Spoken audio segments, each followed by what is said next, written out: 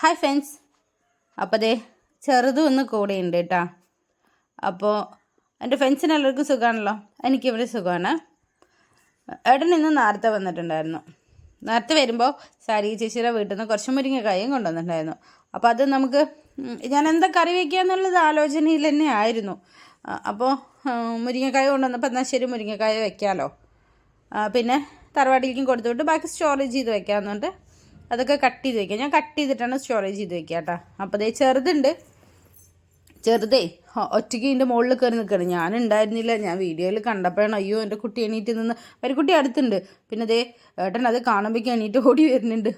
നിൽക്കണേ മുകളിൽ, സിറ്റ് ഔട്ടിൻ്റെ മുകളിൽ കയറി നിൽക്കല്ലേ, ചിലപ്പോൾ എങ്ങാനും പെട്ടെന്നേ താഴെ എങ്ങാനും വീണം തീർന്നില്ലേ.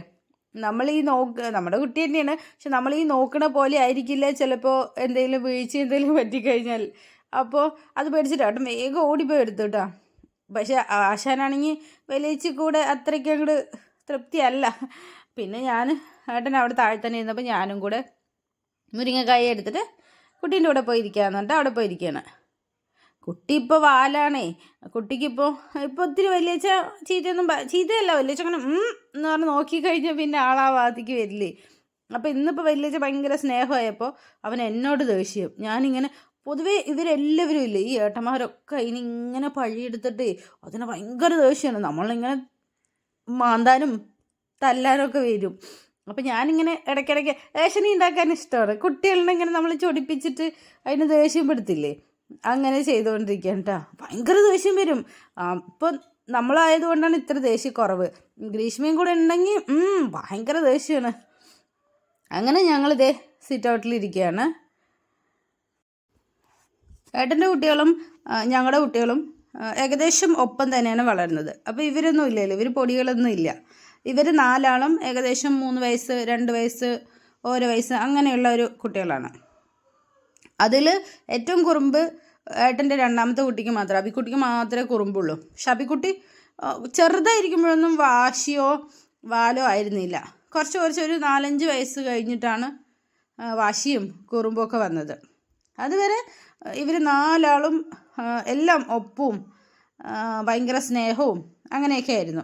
പക്ഷെ ഈ വാല് ഭയങ്കര വാല് തന്നെയാണ്. ഏട്ടന്മാരിനെ കണ്ടാലും ദേഷ്യം വരും. പക്ഷെ ഇപ്പം ഈ ഏട്ടന്മാർ മുഴുവൻ ഓമനയാണല്ലോ. ഈ 4-5 ഏട്ടന്മാരുണ്ട്, അവരൊക്കെ ഓമനിക്കല്ലേ. പിന്നെ ഏറ്റവും ചെറുതല്ലേ, അപ്പം എല്ലാവരിലും ഓമന കിട്ടുന്നത് കൊണ്ട് ഇതിന് വാല് കൂടുതലാണ്. ഏട്ടന്മാർക്കും ഓമന കിട്ടായികയല്ല, അച്ഛമ്മ തന്നെയാണ്, അച്ഛമ്മേൻ്റെ പിന്നാലെ തന്നെയാണ് 4 ആളും.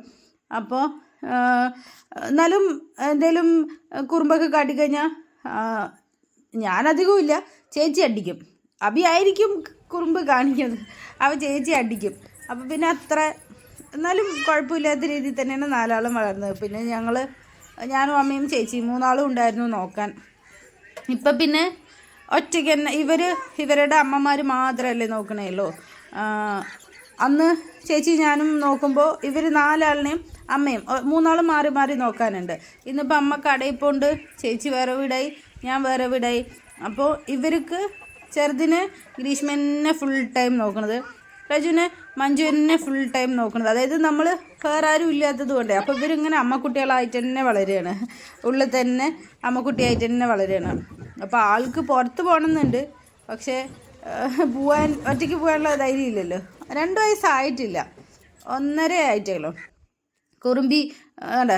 ചോട്ടുവിനെ കണ്ടാൽ പിന്നെ തല്ലാനും ചോട്ടുവിൻ്റെ ഇങ്ങനെ വാല് പിടിക്കാനും. ചോട്ടു ആണെങ്കിൽ പിന്നെ ഭയങ്കര ഒട്ടി വരും. അത് അതിനേക്കാളും ഓമനയാണ് ചോട്ടുവിനെ എല്ലാവരും. ഞാൻ അധികം തല്ലില്ല, ചീത്ത പറയുന്നില്ല. പക്ഷെ ചേട്ടനൊക്കെ കൊണ്ട പേടിയാണ് ചോട്ടുവിനേട്ടാ. ഏട്ടനെ കണ്ട പേടിയാണ്. അപ്പോൾ ചേട്ടൻ ഇങ്ങനെ എണീക്കൊക്കെ ചെയ്താൽ തന്നെ ഓടും ചോട്ടു തറവാട്ടിലേക്ക്. തറവാട്ടിൽ അവിടെ വിനോട്ടനും പ്രസാദും ഒക്കെ പ്രദീപും ഒക്കെ ഓമനയാണ് ചോട്ടുവിനെ മടിയിലിരുത്തി കൊഞ്ചിക്കൊണ്ടിരിക്കണതാണ്. പക്ഷെ ഇവിടെ അങ്ങനെയൊന്നും ഓമന കിട്ടാറില്ല കേട്ടോ. ഞാനിങ്ങനെ അടുത്ത് ചേർത്താൽ തന്നെ ഈ ഏട്ടന് ദേഷ്യം വരും. അപ്പം പിന്നെ ഞാൻ അങ്ങനെ അടുത്ത് ചേർത്ത് ചോട്ടുവിൻ്റെ കൂടെ നിൽക്കാറില്ല. പിന്നെ അടുക്കളയിൽ വന്ന് അച്ഛനും മക്കളും അവിടെ ഇരിക്കട്ടെ എന്ന് പറഞ്ഞേ ഞാൻ ആ മുരിങ്ങക്കായ കറി വയ്ക്കാനായിട്ട് വേവിക്കണം. നമ്മുടെ നാടിന് പാലക്കാട് രീതിയിലുള്ള മുരിങ്ങക്കായ കറി. ഇപ്പോൾ സീസണാണ്, എല്ലാ വീട്ടിലും മുരിങ്ങക്കായ ഉണ്ടല്ലോ. അപ്പോൾ അങ്ങനെ ആദ്യം എല്ലാ വീട്ടിലും മുരിങ്ങക്കായ ഉണ്ടാകും. നമുക്ക് മുരിങ്ങക്കായൊക്കെ ഉണ്ടെങ്കിൽ അതായിരിക്കും നമ്മുടെ അന്നത്തെ കറിയല്ലോ, അന്നത്തെ കേട്ടാ, കുറേ വർഷങ്ങൾക്ക് മുന്നേ ഉള്ളത്. അപ്പോൾ ഇന്നിപ്പോൾ അങ്ങനെയൊന്നും ഇല്ലല്ലോ. ഇന്നിപ്പോൾ മുരിങ്ങക്കായ തന്നെ കുട്ടികൾക്ക് ഇഷ്ടമല്ല.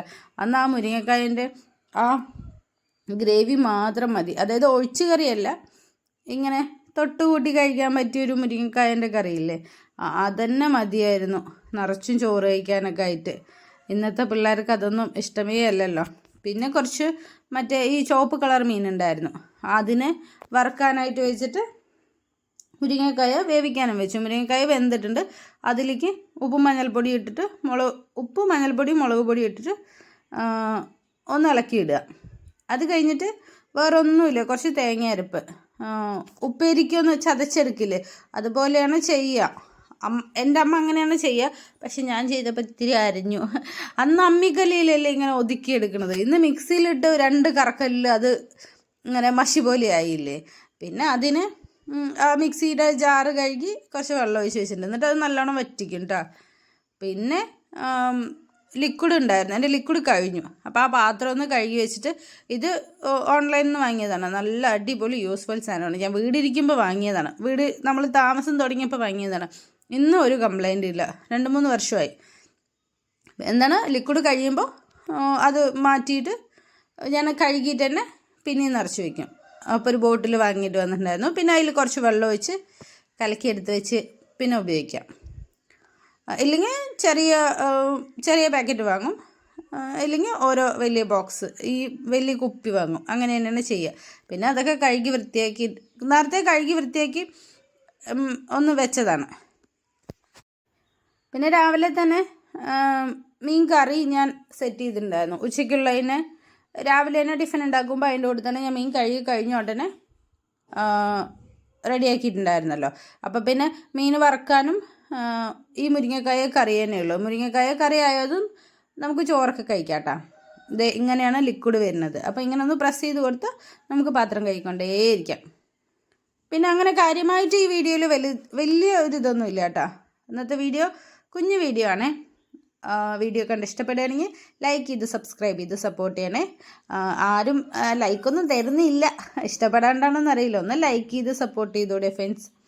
ദേ കണ്ടോ, ഞാൻ പറയില്ല മുരിങ്ങക്കായ, ഇത് സാധാരണ അമ്മിക്കല്ലിൽ ഒതുക്കിയെടുക്കുമ്പോൾ കുറച്ചും കൂടെ ഇങ്ങനെ തേങ്ങ ഇങ്ങനെ കാണും. അങ്ങനെ ഇതും ദേ മീൻകറി ആയിട്ടുണ്ട്. അതും കൂട്ടി ഇന്നത്തെ ഊണ് റെഡിയാക്കട്ടെ. എന്നിട്ട് കുറച്ച് പച്ച വെളിച്ചെണ്ണ മുകളിൽ കൂടെ ഒഴിച്ചാൽ മതി. ഗ്യാസ് ഓഫ് ചെയ്തിട്ട്, ഞാൻ ഗ്യാസ് ഓഫ് ചെയ്യുന്നതിന് മുന്നേ ഒഴിച്ചു തോന്നുന്നു. ഗ്യാസ് ഓഫ് ചെയ്തിട്ട് ഒന്നിത്തിരി പച്ച വെളിച്ചെണ്ണ വെച്ച് കഴിഞ്ഞാൽ നല്ല അടിപൊളി മുരിങ്ങക്കായ കറി റെഡി.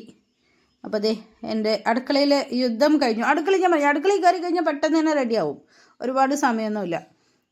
അപ്പോൾ ഇപ്പോൾ നല്ല ചൂടാണല്ലോ, അപ്പോൾ ഫ്രിഡ്ജിൽ നിറച്ചും വെള്ളം വയ്ക്കുകയാണ്. അപ്പോൾ ഇത്രയേ ഉള്ളൂ friends. Thank you, tata, bye bye, see U.